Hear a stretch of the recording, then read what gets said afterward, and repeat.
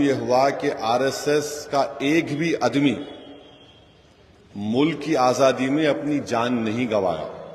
एक भी आदमी अगर नाम है तो बता दो हमको। आरएसएस का कोई भी आदमी आरएसएस के बनने के बाद जेल को नहीं गया। अब तारीख ये बताती है कि हेगडेवर जो बानी है आरएसएस के, जो आज 100 साल बनाए, आरएसएस बनने से पहले वो कांग्रेस के मेंबर थे और हेगडेवर कांग्रेस के मेंबर होते हुए ये बात, उनकी जो बायोग्राफी लिखी गई, बायोग्राफी लिखने वाले का नाम चंद्रशेखर परमानंद भिशिकर था। तो उस वक्त हेगडेवर ने, जब आरएसएस बनी नहीं थी, वो अंग्रेजों के खिलाफ, और एहतजाज किस पे करे, खिलाफत मूवमेंट की ताईद में हेगडेवर थे। समझिए आप, तो खिलाफत मूवमेंट की ताईद में थे, तकरीर करे, पकड़े गए, 1 साल जेल में थे। उसके बाद महात्मा गांधी ने क्या कहा था कि जो कोई भी अंग्रेज उसको गिरफ्तार कर रहे हैं वो वकील नहीं ठहराएंगा, वकील नहीं ठहराएंगा, मगर हेगडेवर वकील ठहरा लिए। एक ये देखो आप, बेचैनी उनकी। दूसरा, जो डंडी मार्च हम बोलते, जो नमक का जो तारीख में आया 1930 में, उस वक्त हेगडेवर जेल को गए और जेल में उन्हीं की इस चंद्रशेखर परमानंद भिशिकर की किताब में वो लिख रहे कि हेगडेवर उसमें इसलिए हिस्सा लिए ताकि वो लोग जो जंगे आजादी में हिस्सा ले रहे थे उनको आरएसएस में शामिल कर ले। मकसद ये नहीं था, मकसद ये था कि आरएसएस में शामिल करना है इनको।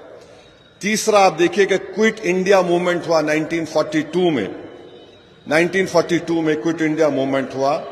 उसमें प्राइम मिनिस्टर बोलते चिमूर मूवमेंट। भाई उसमें तो कई वॉलंटियर थे। आप कैसा उसमें, माने आप उंगली काट के भी शहीदों में शामिल नहीं हो सकते। वहां भी एक प्रधानमंत्री लंबी दे दिए। ब्रिटिश अंग्रेजों के जो आर्काइव्स है, यानी उनका जो रिकॉर्ड है, उसमें उन्होंने लिखा कि आरएसएस के वर्कर कभी हिस्सा नहीं लिए और उनसे हमको खतरा नहीं। अंग्रेज लिख रहा जो खाबिज था। अब चौथी बात यह है कि जब क्विट इंडिया मूवमेंट हो रहा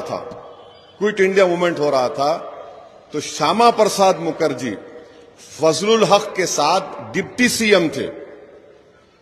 और फजलुल हक कौन था? ये वो आदमी था फजलुल हक जिसने मुस्लिम लीग की इजलास में पाकिस्तान बनाने का रेजोल्यूशन मूव किया, और श्यामा प्रसाद मुखर्जी उसके साथ डिप्टी सीएम थे। ये 4 चीजें, इसका जवाब भारत के प्रधानमंत्री नहीं देंगे। फिर ऑर्गेनाइजर एक आरएसएस की मैगजीन है। 1947 14 अगस्त आरएसएस अपनी मैगजीन में लिखा कि ये जो हमारा तिरंगे के 3 रंग है ना, उसमें लिखा कि ये जो 3 रंग है ये अशुभ है।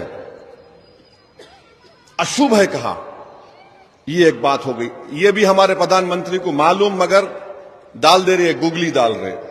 दूसरा, आप देखेंगे 23 नवंबर 1949 जब हम संविधान अपनाने, आईन हम अपने आप को बना लिए, जिसको बाबा साहेब अम्बेडकर और मुल्क के मुजाहिदीन आजादी ने बनाया, तो आरएसएस ने क्या लिखा कि हमको ये संविधान की जरूरत नहीं है।